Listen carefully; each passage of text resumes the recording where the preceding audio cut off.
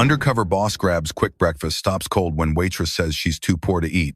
Some values don't appear on spreadsheets, but in the way a cup of coffee is carried to a table.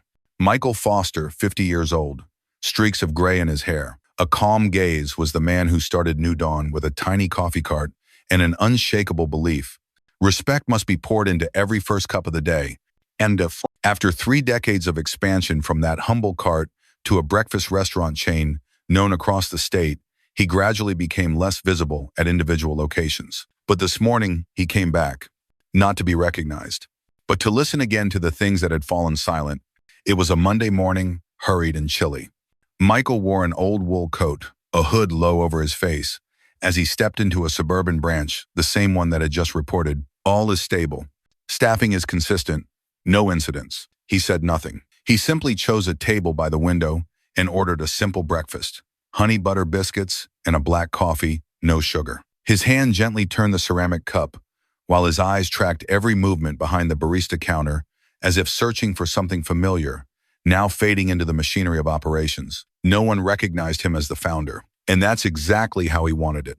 His true goal wasn't to assess service speed or plate temperature. It was to see whether the human essence, the foundation he once laid into every brick, still lived on, or had it been replaced by formula and metrics. Because to Michael, a business doesn't survive by profit alone, but by this: whether those who truly do the work are still being seen. Some small words are enough to awaken a system that thought it was running just fine. The waitress that day was named Sophie, in her early 20s, hair tied hastily, slender figure. She brought the biscuit plate and coffee to Michael with a polite smile, not overly cheerful, but not indifferent either.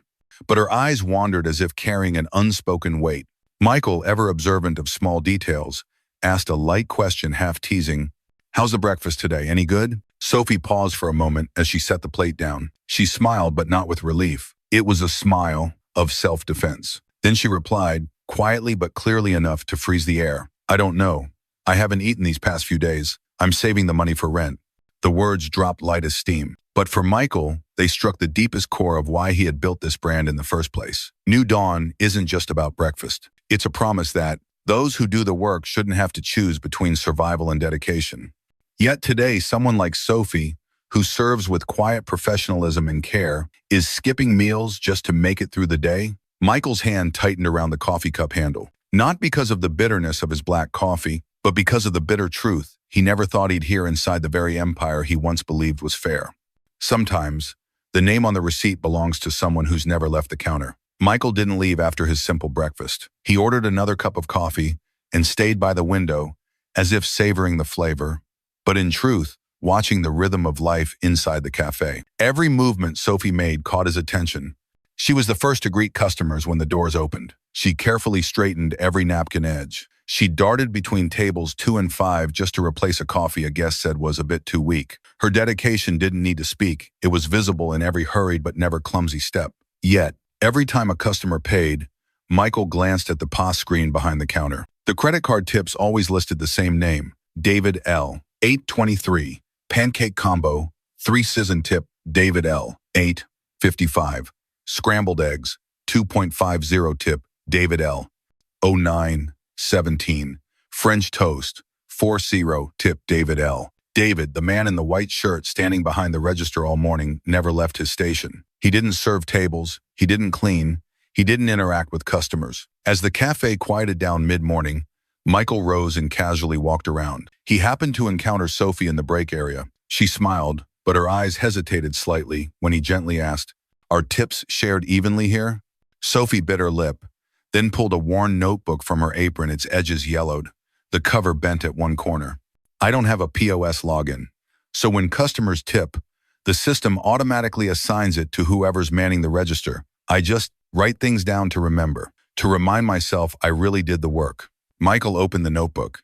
On the first page, in careful handwriting with a blue pen, "7, 45, table tray, omelette, 2,75, 8, 10, table 6, avocado toast, 3,5. 8.52, table 1, black coffee, $1.25. Last page, in bold red ink, total, 317.25, 2 weeks, name on receipts, not me. There was no complaint, just a gentle look as if she had gotten used to not seeing her name. Michael gripped the notebook's edge lightly, not because of the number, but because of the way a human being had to handwrite proof of their own existence in a system he once built to respect every person who serves the first cup of the day. He knew this was no longer a technical issue. It was a flaw, and that flaw had grown wide enough to swallow the names of good people. And if he walked away today without saying a word, then he too would be someone who chose to look the other way. While sitting there, he happened to witness an older gentleman, seemingly a regular, call Sophie by name, warmly, "Sophie, the usual, and a little extra honey, please." Sophie smiled, poured the tea, added the honey, then quickly moved on to serve another table. The gentleman tapped his card and told David at the register, "Add the tip for the young lady who served me. She remembers all my little preferences." Michael looked at the POS screen. A 1,500 tip, David L. At that same moment, Sophie quietly bent over her notebook again and added a line. 10-12, table 2, Jasmine tea, 5, per customer's request. But in the system, nothing reflected that. And David, he simply stared at the screen, said nothing, changed nothing. A different staff member, a young woman who'd started just about a week ago, quietly stood near Michael and softly asked, "Can I help you with anything, sir?" "Oh, if it's about tips. Most of us here don't have our own IDs yet. Usually, whoever runs the POS keeps them. But I just started, so I don't really speak up." Michael nodded gently. But inside, a storm was brewing. These young workers, diligent, kind, were learning how to stay silent. They didn't demand anything. They just withdrew and accepted a system that didn't call them by the right name. And he understood all too well. When kindness is no longer protected, it won't vanish in outrage. It will dissolve in quiet discouragement. Michael closed the notebook. But in his mind, a new plan was unfolding. Not just fixing a technical bug, but unraveling every thread that had been quietly defaulted by indifference. Because if New Dawn was built to start each day with respect, then no one, absolutely no one, should have to lose their name just because the system is more convenient for someone else. Respect cannot be pre-filled. It must appear accurately with every real step. 1 week later, Monday morning, 8:59. No more hooded sweatshirt or old coat. Michael Foster, in a charcoal suit, white shirt, walked into the suburban branch with an unmistakable presence. The founder of New Dawn had returned, and this time, he wasn't hiding. The atmosphere froze for a few seconds. David, behind the POS, hesitated with his hand mid-motion. Sophie, adjusting an orange juice on a tray, kept smiling, but her breath visibly quickened. Michael didn't look at anyone. He walked straight to the counter, pulled a small USB from his briefcase, and plugged it into the back of the POS system. The screen shifted, displaying internal footage. Overhead camera. Sophie carrying a breakfast order to table 4. The customer nodded, smiled, and tapped their card moments later. The screen displayed Tip AT, David L. Next came an audio clip from a recent staff meeting. "No ID, no tip. That's system policy. I'm sync." The manager's voice came through clearly cold, as if invisibility could be justified by regulations. The entire cafe fell silent. Michael raised his head. His voice wasn't loud, but it cut through the air. "So, who served that customer?" A pause. Then he pointed to the screen. "And why does the system credit someone who never left the counter?" He nodded toward the back door. 2 staff members from the central office entered. David L., terminated immediately. Shift manager, suspended, pending investigation into all transaction and shift assignment history. No one spoke, not out of fear, but because they knew this moment was a turning point. Michael opened his bag and pulled out a small device, the new system update module. With just a few taps, the POS screen displayed, "Tip display active. Real server vertical bar, real-time vertical bar, public confirmation." He turned around and looked each person in the eye, both staff and customers. "From today, there will be no more default names, no more just whoever is convenient. The one who serves gets recognized, because no one should work hard and still go hungry. And no one should be allowed to remain in this system if they choose silence over justice." A soft ting sounded from the oven.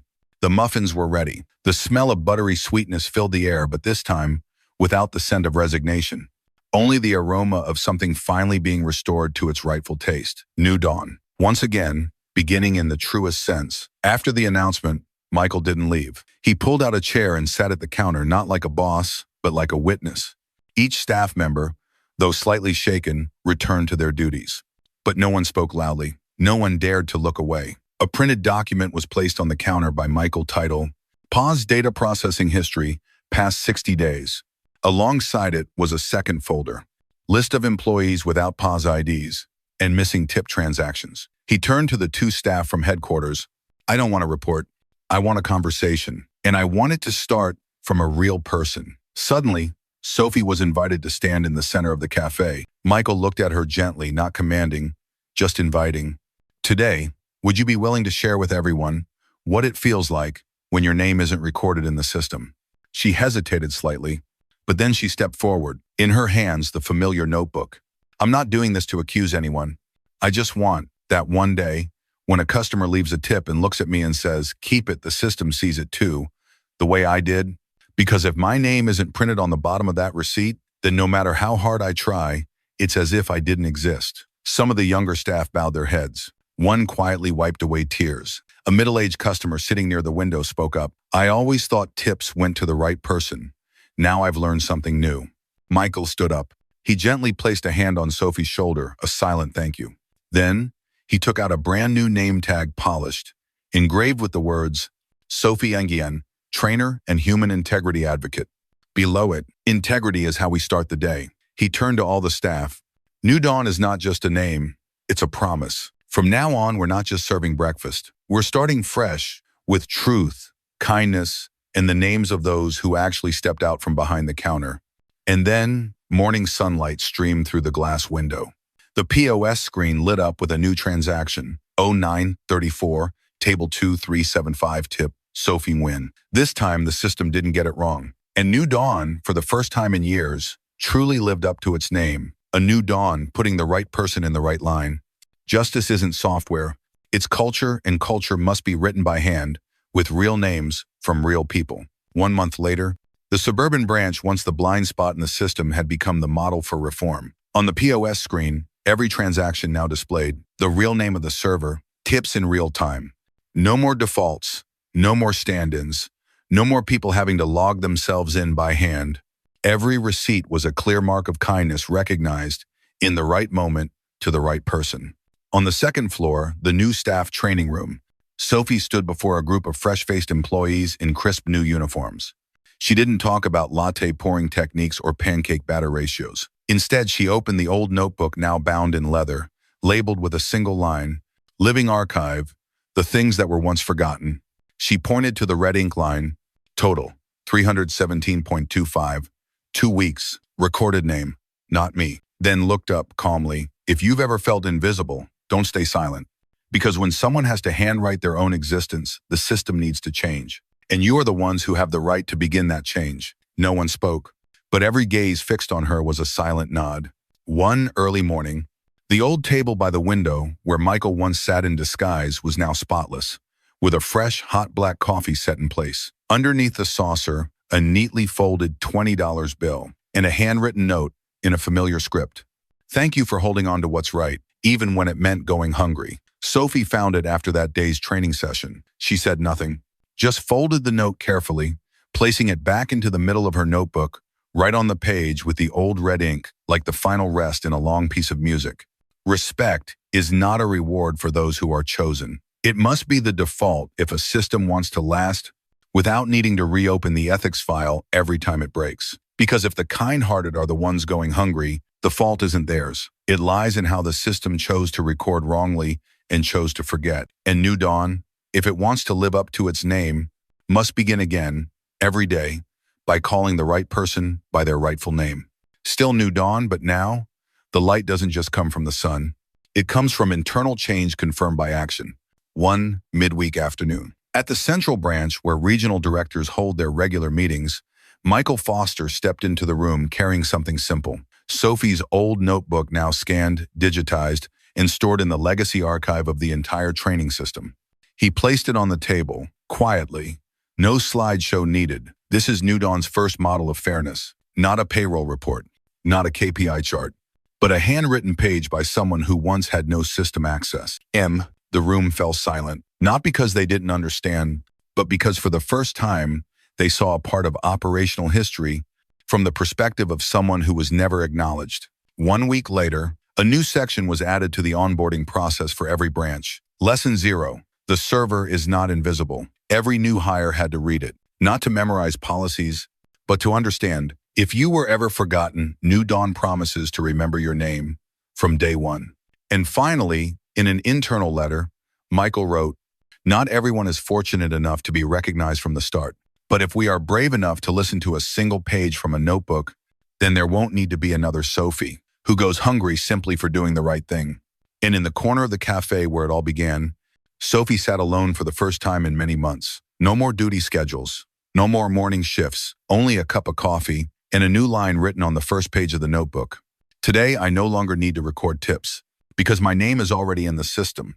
She smiled, gently closed the notebook, and in the warmth of a peaceful morning, no one noticed. Sophie had just written a new chapter, not in red ink, but by allowing an old chapter to close the right way. No applause needed, no golden plaque, just this: each person seen, called by their true name, and recognized at the right time.